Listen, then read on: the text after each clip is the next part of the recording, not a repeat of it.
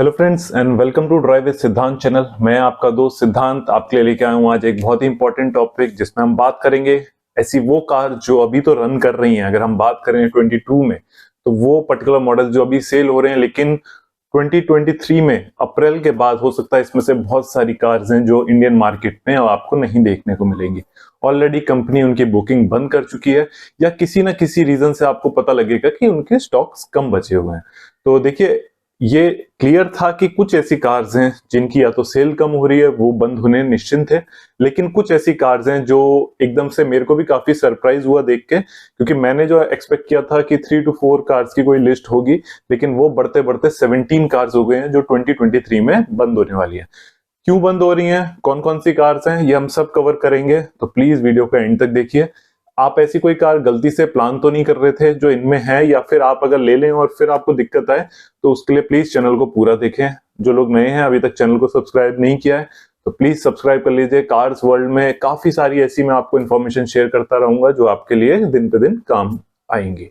मैं आपको बता दूं कि ये जो चेंजेस हो रहे हैं, दो रीजन होते हैं किसी बड़े मैन्युफैक्चरर के लिए अपने किसी पर्टिकुलर मॉडल को बंद करना। या तो उनकी सेल्स बिल्कुल कम हो जाए, उसमें ये होता है कि अगर हम स्टार्टिंग में बात करें किसी पर्टिकुलर कार की, ऑल ओवर इंडिया अगर सेल ही 20 गाड़ी बिक रही है पूरे मंथ में, तो उसको पर्टिकुलर मॉडल को चलाना उस ब्रांड के लिए या उस पर्टिकुलर मैन्युफैक्चरिंग के लिए कोई फायदेमंद नहीं होता।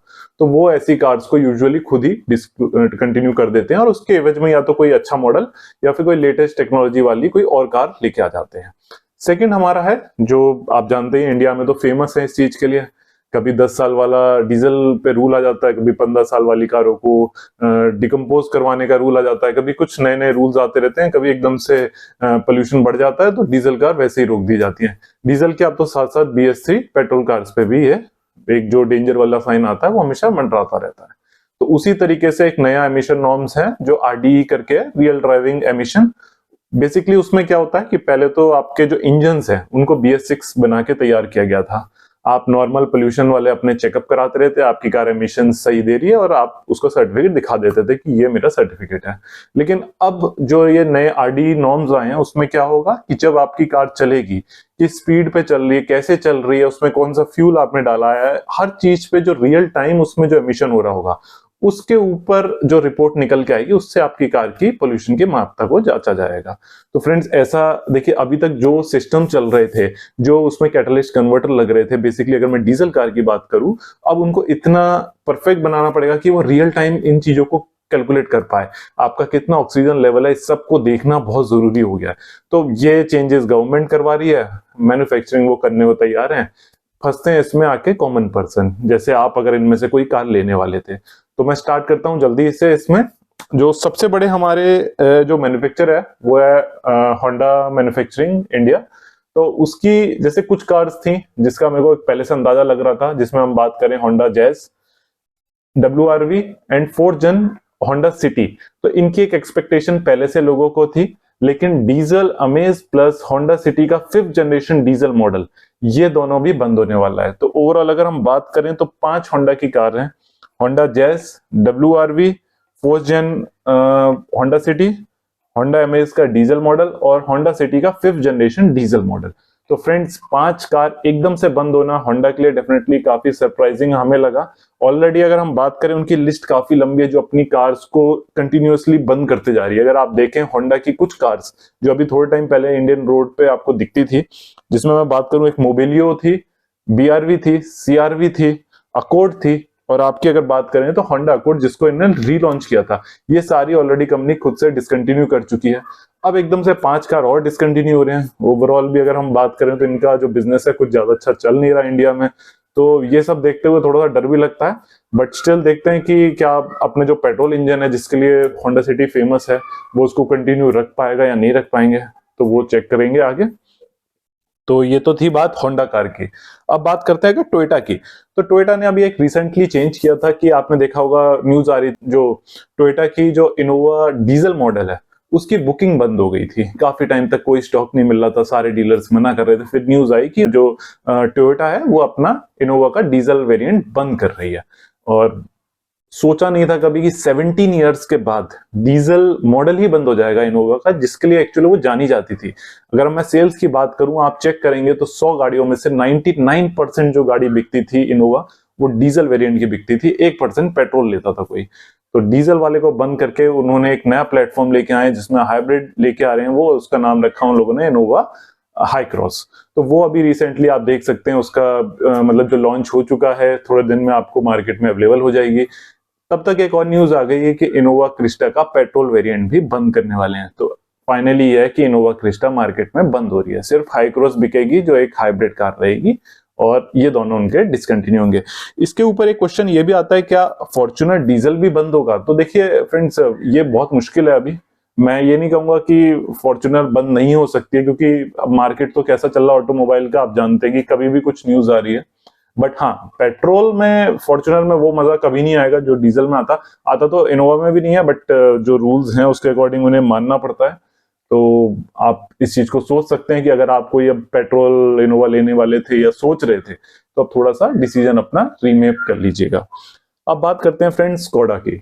तो स्कोडा की स्लाविया और कुशाक अभी रिसेंटली काफी अच्छा परफॉर्म कर रहे हैं। कुशाक की 5 स्टार रेटिंग आने के बाद, और स्लाविया उनकी एक सेडान जो काफी अच्छा मतलब इंप्रेसिव लोगों को मतलब एक सेल प्रोवाइड करा रही थी। तो उनके लिए भी एक बैड न्यूज है कि उनकी दो थोड़ी सी प्रीमियम सेगमेंट की कार्स अगर हम बात करें, तो इनकी जो ऑक्टेविया और सुपर्ब है वो दोनों बंद हो रही हैं।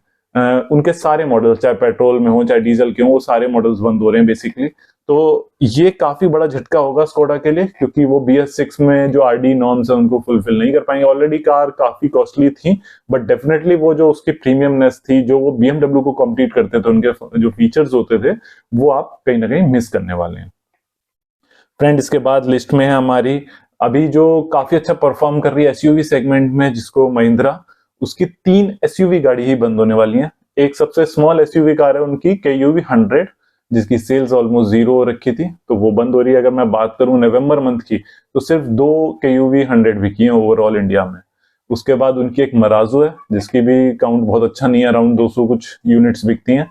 मराजो इतना अच्छा कुछ मार्केट में वैसे भी परफॉर्म नहीं कर पा रही है काफी टाइम से, बीइंग अ 7 सीटर। वो काफी प्रीमियम होने के बाद भी, या कह सकते हैं कि उसका जो टर्निंग रेडियस है मराजो का, वो डेफिनेटली बहुत अच्छा था, ओवरऑल एवरेज भी अच्छा है, लेकिन वो मार्केट में कुछ बहुत अच्छा अपना एक इंप्रेशन नहीं बना पाई कभी भी। तो मराजो भी फाइनली बंद हो रही है। और उसके बाद अगर हम बात करें तो धीरे धीरे देखते हैं, अगर फ्लैगशिप SUV कार्स यहाँ पे इंडिया में सिर्फ 4 हैं। एक फॉर्च्यूनर है, एंडेवर है, एक अल्ट्रास G4 है, और एक आपकी MG ग्लॉस्टर है। एंडेवर ऑलरेडी बंद हो चुकी है, फॉर्च्यूनर के रेट हाई हो चुके हैं, ग्लॉस्टर मार्केट में थोड़ी बहुत सेल हो रही है, एल्टोरास महिंद्रा की बंद हो रही है। तो जी हाँ, एल्टोरास G4 भी बंद हो रही है अब। तो महिंद्रा की 3 कार हो गई हैं, KUV 100, मराजो और एल्टोरास G4।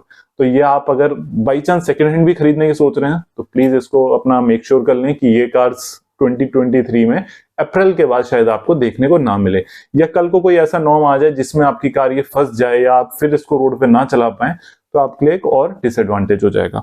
इसके बाद अगर हम बात करें तो Hyundai की, मतलब कहने को तो ये आ रहा था कि 3 मॉडल हैं, लेकिन जो अभी तक कंफर्मेशन आया वो इनकी सबसे ज्यादा पसंद करने वाली i20 डीजल मॉडल एंड वरना डीजल बंद हो रहा है। वेन्यू डीजल बंद होगा या नहीं होगा, या उसमें चेंजेस करके उसके नॉर्म्स उसको फुलफिल किया जाएगा, उसके अभी कोई अपडेट नहीं आया है। तो जो अपडेट जो न्यूज में या जो सारे अगर आप देखेंगे इंटरनेट पे भी सर्च करके, तो i20 डीजल तो कंफर्म थी, बट वरना डीजल शॉकिंग न्यूज है मेरे लिए भी। तो ये तो हो गया Hyundai की। अब हम बात करें तो देखिए, जब सारी कार्स आ रही हैं तो टाटा क्यों बच जाएगा? तो अल्ट्रॉस डीजल का शायद सुनने में आ रहा है कि वो 2023 में बंद होगी। तो अगर आप भी अल्ट्रॉस लेना चाह रहे हैं और आपको लगता है कि अगर आप पेट्रोल पे जा सकते हैं, तो आई वुड से कि आप पेट्रोल पे स्विच करें डीजल पे जाने की वजह, क्योंकि डीजल कार्स में ये दिक्कतें ज्यादा हैं, जो नॉर्म्स की और ये सारी चीजें। तो इसके बाद फ्रेंड्स हमारी है निसान की किक्स। तो देखिए, किक्स वैसे भी कुछ बहुत अच्छा अपना कॉम्पीट नहीं कर पा रही थी। अगर हम बात करें ब्रेजा से या क्रेटा से या सेल्टोस से, तो किक्स आपको कंपैरिजन में भी कहीं ज्यादा नहीं दिख रही है। निसान की सिर्फ एक कार है जो उनको ब्रेड बटर सही से प्रोवाइड कर पा रही है, वो है मैग्नाइट, लेकिन वो भी वेटिंग होने की वजह से कभी कभार काफी डिले हो जाता है। तो निसान का फ्यूचर इंडिया में कितना ब्राइट रहेगा वो श्योर नहीं है, लेकिन किक्स डेफिनेटली बंद होने वाली है। अब अगर हम बात करते हैं, ये तो हो गई सारी SUV कार्स या थोड़ी बड़े सेगमेंट की कार्स, छोटी कार्स पे भी इसका इम्पैक्ट आएगा। तो जी हाँ, ऐसी 2 कार हैं जो इस RD नॉर्म्स की वजह से इस लिस्ट से आउट हो रही हैं और डिसकंटिन्यू होने वाली लिस्ट में आ रही हैं। तो वो है मारुति ऑल्टो 800। तो देखिए फ्रेंड्स, मारुति ऑल्टो 800 सबसे ज्यादा छोटे जो एरियाज हैं, हिली एरियाज हैं, उसमें पसंद की जाने वाली कार है। अच्छी माइलेज प्लस छोटे होने की वजह से कहीं से निकल जाना और मारुति का एक भरोसा, इस वजह से ये कार हमेशा से नंबर 1 नंबर 2 पे रही है। पहाड़ों पे आप जाएंगे, शिमला जाएं, मनाली जाएं, सब जगह छोटे हिल स्टेशन पे ये कार काफी आपको पॉपुलर दिखेगी। तो मारुति ऑल्टो 800 जो, तो मारुति ऑल्टो 800 वाला वर्जन अब बंद होने वाला है। उसके अलावा क्विड जो आपका आता था, जो छोटा क्विड का 800 वाला, वो भी बंद हो रहा है। तो फ्रेंड्स, ये थी हमारी अराउंड 17 कार्स जो लिस्ट में से आउट हो रही थी। तो थोड़ी गुड न्यूज भी है कि कुछ नई कार्स आ रही हैं, मैं उसके बारे में डीप में बाद में बता दूंगा। बट जैसे सुनने हमारे 2023 में मारुति की जिम्नी लॉन्च हो रही है, जो एक ऑफ रोडिंग वाली, या कह सकते हैं ऑफ रोड जाने वाली कार बेटर होगी। कम बजट में, बहुत ज्यादा ऐसा उसका हाई बजट नहीं होगा और वो अच्छा खासा कॉम्पीट करेगी। पुरानी जिप्सी से उसको कुछ कुछ कंपेयर किया जाता है, but it's not Gypsy, it's almost like Gypsy. उसकी काफी अच्छी ऑफ रोड कैपेबिलिटीज हैं। उसके बारे में बात करें हम कि टाटा अपनी सूमो रिलॉन्च कर रहा है। बहुत प्राइस हाइक नहीं होगा, शायद अराउंड 9-10 के अराउंड वो निकालेंगे। इंजन काफी अच्छा उनका होने वाला है। इसके ऊपर मैं एक डीप वीडियो पूरा बना के दूंगा अगर आप लोग बोलेंगे तो। उसके अलावा Hyundai अपनी 3 नई कार ला रहा है। एक माइक्रो एसयूवी कार आएगी जो ऑलमोस्ट पंच के कंपटीशन में आएगी और उनकी ग्रैंड नियोस और ऑरा के जो प्लेटफॉर्म पे बनी होगी। तो उसका भी देखते हैं कि कब तक उसको लॉन्च करेंगे। मे भी हो सकता है जो ऑटो एक्सपो 2023 में होगा उसमें शायद उसको शोकेस करें। क्रेटा का एक फेस लिफ्ट आने वाला है, जिसमें मोस्टली उसके जो फ्रंट फेशिया होगा, उसका जो ग्रिल होगा, उसके जो बम्पर्स होंगे, हेडलैम्प्स होंगे, साइड अलॉय व्हील होंगे, सब पे काफी काम करेंगे। उसमें एडैस और इंटीरियर में भी काफी अच्छा चेंजेस देखने को मिलेगा। उसके अलावा कोना का अभी कंफर्म नहीं है, कोना का फेसलिफ्ट आएगा या उसको कंपनी उसको भी डिसकंटिन्यू कर सकती है, क्योंकि कोना की सेल्स बहुत कम है। तो ये एक आइडिया है। मैं ये नहीं कह रहा हूँ श्योर शॉर्ट है चीजें, बट अगर आपको इनमें से कोई कार प्लान करनी है तो थोड़ा सोच समझ के करिए। जो एकदम से नॉर्म्स चेंज हो रहे हैं, जो कंपनीज, जैसे अगर हम बात करें, जो गवर्नमेंट होती है वो अपने नॉर्म्स खुद निकालती है कि BS6 अभी आया है, कभी यूरो 1, कभी यूरो 3, कभी यूरो 6 आ रहा है, कभी कुछ आ रहा है। तो ये आपको लगता है कि जो यूरो नॉर्म्स जो प्रेजेंट करते हैं, जो गवर्नमेंट बताती है कि इतनी मात्रा होनी चाहिए, उसको मैन्युफैक्चरिंग बनाता है वो चीज, और उसके बाद भी फिर रूल्स आ जाते हैं कि 10 साल बाद ये कार बंद कर दो, 5 साल बाद इस चीज को चलाने मत दो। आपको लगता है ये कहां तक सही है? तो प्लीज वो भी मेरे को कमेंट करके जरूर बताएं। मिडिल क्लास वाले ऐसे लोग होते हैं जो सबसे ज्यादा इसमें सफर करते हैं, क्योंकि वो बहुत मुश्किल से एक कार खरीदते हैं। अगर वो कोई 10 लाख की एक कार लेते हैं, जो वो सोचते हैं कि हम अगले 15 ईयर्स इसको कंटिन्यू करेंगे, अच्छे से उसकी मेंटेनेंस कराने की कोशिश करते हैं, और उसके बाद होता क्या है कि उनको मजबूरी में आके कम पैसे में 6 से 7 साल में उसको निकालना पड़ता है, क्योंकि 10 इयर्स की एक लिमिटेशन आ जाती है। तो ये कहां तक सही है? काफी ऐसे हमारे मैकेनिक भाई हैं जो बाहर, मतलब इसी पे डिपेंडेंट रहते हैं कि आफ्टर सेल्स में उनका जो सर्विस सेंटर है वो चला रहे हैं, या फिर एक बड़ी आबादी कह सकते हैं जो गाड़ियों को ठीक करने में काम करती है। चाहे वो आप मेंटेनेंस का काम देख रहे हो, चाहे वो सर्विस का काम देख रहे हो, चाहे वो पेंट जॉब्स देख रहे हो। जब मार्केट से ये 5-5, 6-6 साल में नई कार बंद हो जाएंगी, तो इस सब एक डायरेक्ट इंपैक्ट उस पर भी पड़ेगा। वहां पे भी एक अनएम्प्लॉयमेंट काफी लेवल तक इंक्रीज होगा, और इस सबका जो ओवरऑल फायदा हो रहा है वो पहुंच रहा है कहीं ना कहीं हमारी गवर्नमेंट प्लस बड़े बड़े मैन्युफैक्चरिंग को। क्योंकि आप देख सकते हैं, जैसे ही यहाँ पे इंडिया में रूल आया था कि भाई 15 साल गाड़ी रहती है, दिल्ली में एक रूल आया कि 15 साल पुरानी गाड़ी को आप अगर घर में भी खड़ी है तो उसको भी उठा के ले जा रहे हैं लोग। 10 साल बाद आप गाड़ी को, डीजल को NCR में लेके नहीं आ सकते हैं। पोल्यूशन बढ़ गया तो उन्होंने कहा कि अब आप BS3 petrol plus BS4 diesel, जो अभी मुश्किल से 3 साल पुरानी कार भी नहीं है, उसको अलाउ नहीं कर रहे हैं दिल्ली में एंटर होने में। तो इस सब के बाद क्या होता है कि मजबूरन एक आदमी को वो कार बेचनी पड़ती है, क्योंकि नेसेसिटी बढ़ गई है, कहीं जाना है, टाइम सेव करना है, तो उसको कार लेनी पड़ती है। तो एक जो एक्चुअल में एक रिक्वायरमेंट होनी चाहिए, अब एक मतलब ऐसी चीज होती आ रही है कि उस पर बिन फिजूल का खर्चा हो रहा है।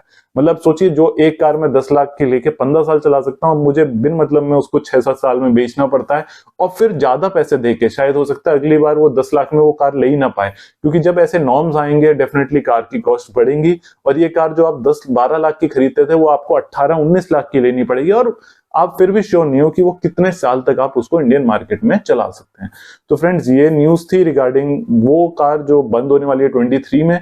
तो आप प्लीज थोड़ा देख के इन कार्स को परचेज करिए। अगर आप सेकंड हैंड लेने का सोच रहे थे तो भी थोड़ा सा अपना माइंड मेकअप कर लीजिएगा, क्योंकि जब कार बंद होगी तो उसके डेफिनेटली स्पेयर पार्ट्स में भी दिक्कतें आने स्टार्ट हो जाती है थोड़े टाइम बाद। तो फ्रेंड्स, आई होप आपको ये वीडियो अच्छा लगा हो, तो प्लीज चैनल को लाइक शेयर एंड सब्सक्राइब करें। और ऐसे किस टॉपिक पे आप वीडियोस देखना चाहते हैं मुझे प्लीज कमेंट करके बताएं। छोटे भाई को अपना सपोर्ट दें, ताकि देखिए न्यू चैनल है, मैं ज्यादा से ज्यादा आपको इन्फॉर्मेशन शेयर करना चाहता हूँ। कुछ भी ऐसा है जो आपको लगता है सजेस्ट करना है तो प्लीज आप मुझे सजेस्ट कर सकते हैं। Till that, take care and good bye.